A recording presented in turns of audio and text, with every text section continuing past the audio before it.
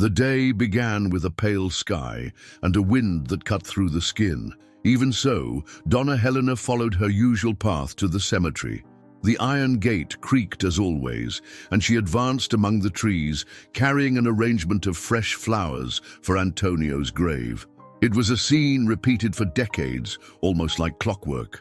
The cold marble of the headstone, the damp smell of earth, the distant song of a bird. But this time, there was something different.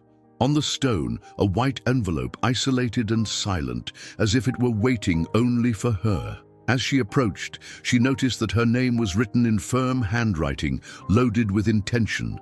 The stroke of the letters seemed old, and yet there was something recent about the ink. Helena felt the air grow heavier around her. She looked around, but there was no one, only the wind playing with the shawl on her shoulders. The letter was there, in the place where she deposited her memories every day, but now bringing a mystery that broke the routine.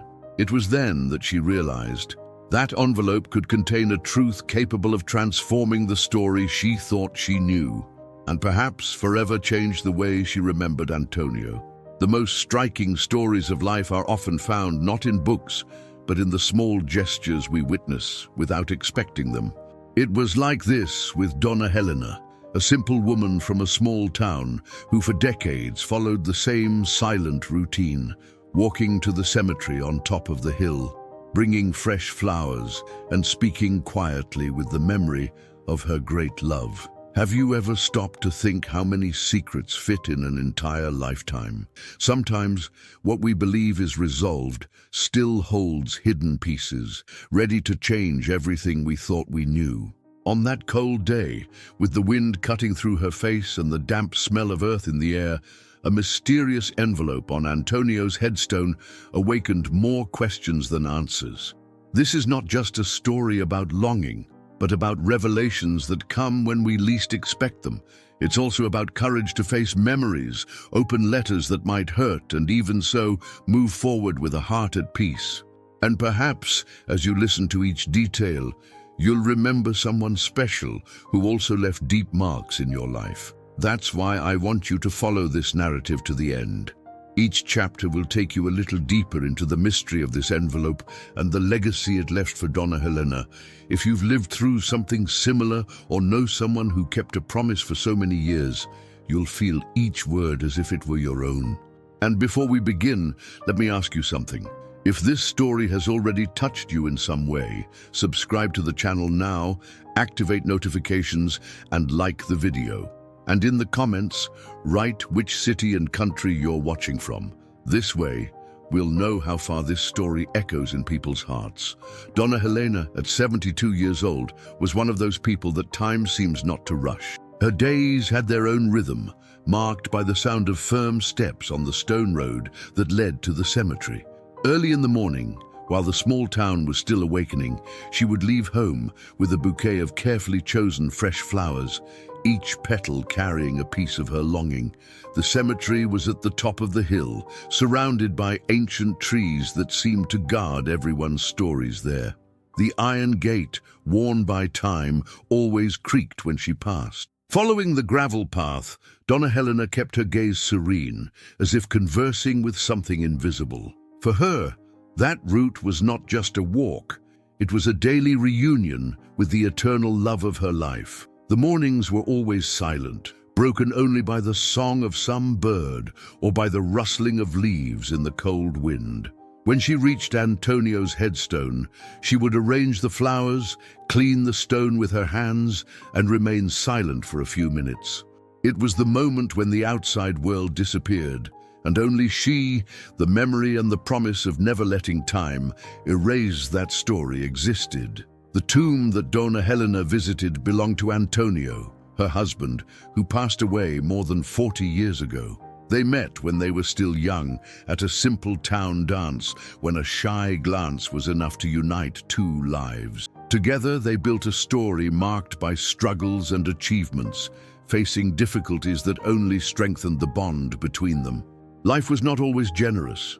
They went through periods of hardship, sleepless nights, and difficult decisions, but love always served as shelter. Antonio was a man of few words, but his actions spoke loudly. He fixed the neighbors' roofs, helped those in need, and made sure to hold Helena's hand through every challenge. When he left, her world lost some of its colors. The daily visit to the cemetery became more than a gesture of mourning. It became a silent link to the past, a moment of peace and connection. It was as if, being there, she could still hear his voice and feel his presence beside her. And so, decade after decade, this ritual remained intact. In the small town, where everyone knows everyone, it was impossible for Donna Helena's routine to go unnoticed. The younger ones saw her as part of the landscape, almost like the ancient trees in the central square. The older ones observed with silent respect, recognizing in that constancy a love that time could not erase. There were, however, those who did not understand. Some whispered on street corners, asking why she insisted on visiting the tomb every day as if mourning had an expiration date. Others, more sensitive, admired her loyalty, seeing in that a rare example of fidelity and devotion. Each glance carried an interpretation, but no one had the true answer. Donna Helena, for her part, was not bothered by comments. When someone dared to ask, she would deflect the subject with a brief smile and change the topic. She kept to herself the certainty that that daily walk needed no explanation. It was something that only she and Antonio would understand, a silent pact that remained alive, even decades later.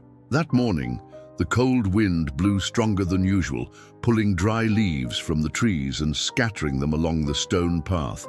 The sky was covered by heavy clouds, and the smell of damp earth announced that rain would not be long in coming. Donna Helena climbed the hill with slightly slower steps, protecting the fresh flowers against the gusts that insisted on messing up her shawl. When she crossed the iron gate, she felt a chill that did not come only from the weather. There was something different in the air, a denser silence, as if the cemetery itself was awaiting her arrival. She walked along the gravel corridor, averting her gaze from the other headstones until something unusual caught her attention in the distance. On the cold stone that guarded Antonio's rest lay a white envelope, held in place by a small stone. The contrast of the paper against the dark marble seemed like a call, as if someone had left a message there just for her. Her heart raced even before getting close, and for the first time in decades, the routine she so cherished was about to change. Donna Helena stopped in front of the headstone, feeling the cold wind pass through her silver hair. She looked quickly around, but the cemetery was empty. Not a distant visitor, not the sound of footsteps, only the spaced song of a thrush and the rustling of leaves. It was as if that envelope had appeared out of nowhere, brought by invisible hands. Her gaze fixed on the paper. The name Helena was written in firm, old handwriting, reminiscent of times when letters were the only means of long-distance communication. The ink seemed recent, but carried an air of the past, as if each letter had been traced with intention. The scene awakened more questions than answers. Her heart accelerated, and her breathing became short. She felt the weight of curiosity mixed with fear of what she might find inside. Who would have left that letter? And why now, after so much time? With trembling hands, she took the envelope and held it to her chest, as if she needed a moment to decide what to do. For a few seconds, Donna Helena remained motionless, feeling the paper between her fingers as if the envelope had a life of its own. Opening it there in front of the headstone seemed both appropriate and risky. She feared that the contents might awaken dormant memories and perhaps bring pains that she had already learned to bear in silence. She looked around again, making sure she was alone. The wooden bench nearby, worn by time and rain, seemed to invite her to sit. She walked to it slowly, like someone carrying an invisible weight on their shoulders, and settled carefully, keeping the envelope in her hands like an object too fragile to be handled without caution. The cold wind insisted on touching her face, making her close her eyes for an instant. She took a deep breath, trying to gather courage. After all, what could be so important to appear there? After more than 40 years. Without haste, she ran her finger along the envelope's flap, as if seeking to feel the story that was about to reveal itself. With a slow gesture, Donna Helena broke the envelope's seal. The soft sound of tearing paper seemed to echo louder in that silence. Inside, she found a carefully folded sheet with firm texture, with a subtle aroma that reminded her of old wood and drawer humidity stored for decades. Upon opening, she found herself facing handwritten lines, with clear, slightly slanted handwriting, typical of someone who learned to write in ancient times. Right in the first sentence, the author said he knew her and Antonio's story, mentioning details that few knew. It was not a common letter. There was intention, urgency, and emotional weight in each word. Between short and paused sentences, the message said that there was something she needed to know, something that was never told to her. The tone was respectful, almost careful, as if the sender feared causing pain, but could no longer carry the secret alone. At the end of the first paragraph, Helena felt her heart tighten. This would not be an easy read. With each line, Donna Helena felt the weight of the words settle in her chest. The letter revealed that the author had been present on the day Antonio died. He described the morning with precision: the overcast sky, the smell of rain in the air, and even the grey coat that Antonio wore. These were details that only someone very close could remember. In the middle of the account, an unexpected revelation. Antonio, shortly before his departure, would have confided a last wish, something he never had time to fulfill. It was not about goods or money, but about a gesture of reconciliation with a person from the past. Someone that Donna Helena barely knew, but whose name now gained meaning. The author admitted to having kept that secret all these years, believing that silence would protect Antonio's memory. But time, according to him, had shown him that certain truths need to be told before it's too late. And that letter was, finally, the act of fulfilling that silent promise. Upon finishing reading, Donna Helena let the letter rest on her lap. Her teary eyes reflected not only the pain of longing, but also the surprise of discovering that there were still untold chapters in the story she lived with Antonio. She felt a lump in her throat, as if the written words had crossed time to reach her. The cold wind seemed more intense now, carrying the perfume of the fresh flowers she had brought. Between silent tears, vivid memories came. Antonio's smile when he saw her at the door, the sound of his laughter when the radio crackled, the way he adjusted his hat before leaving, memories that suddenly gained new layers of meaning. At the end of the letter, a signature. It was a name she recognized immediately, someone who had been part of Antonio's past, but who had long disappeared from their lives. Seeing that familiar handwriting was like opening a box closed for decades. And, along with the tears, came the urgent need to seek answers. The letter did not allow her to simply go home and continue the routine as if nothing had happened. Restlessness took over Donna Helena, and the habitual silence of the cemetery now seemed to echo questions she could not ignore. She carefully stored the envelope in her purse, determined to discover who, besides her, carried that piece of Antonio's story. In the following days, she began to talk discreetly with neighbors and older acquaintances in the town. Between one coffee and another, she heard fragmented accounts, memories that mixed with rumors. Some vaguely remembered the man who had signed the letter. Others avoided talking about him, as if there was something to be protected. Each answer left new gaps. A more concrete clue emerged when a lady from the church mentioned a distant address in another city. According to her, the sender lived reclusive for years, avoiding visits. That information rekindled in Helena the courage she had needed so many times throughout her life. She was willing to travel any distance to hear from his mouth the whole truth. The trip to the other city was long, crossing narrow roads and towns she had never visited. Upon reaching the indicated address, she found a simple house with paint worn by time and a rose garden that seemed cared for with devotion. She knocked on the door with an accelerated heart, not knowing what the reaction would be upon seeing her there. An elderly man opened the door.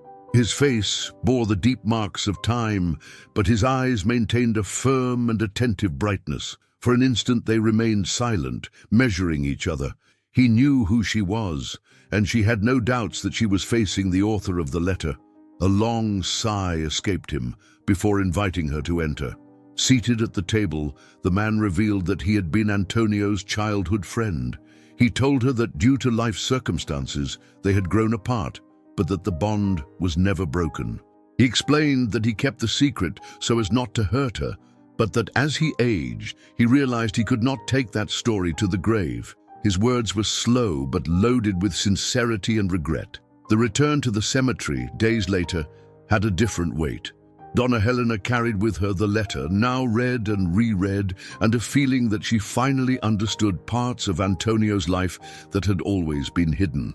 The path up the hill seemed lighter, as if the cold wind that had accompanied her for decades blew in a gentler way. Upon reaching the headstone, she placed the fresh flowers as she always did. But this time, she also carefully deposited the envelope in the corner of the stone. She remained silent for a few minutes, looking at the name engraved in marble, as if expecting to hear an answer. There was no sadness in her countenance, only a new serenity. Before leaving, she passed her hand over the headstone and murmured some words of gratitude. As she turned to descend the hill, she felt that the cycle had closed. Antonio continued present in memory and heart, but now she had peace. The past, with all its secrets, had finally reconciled with the present.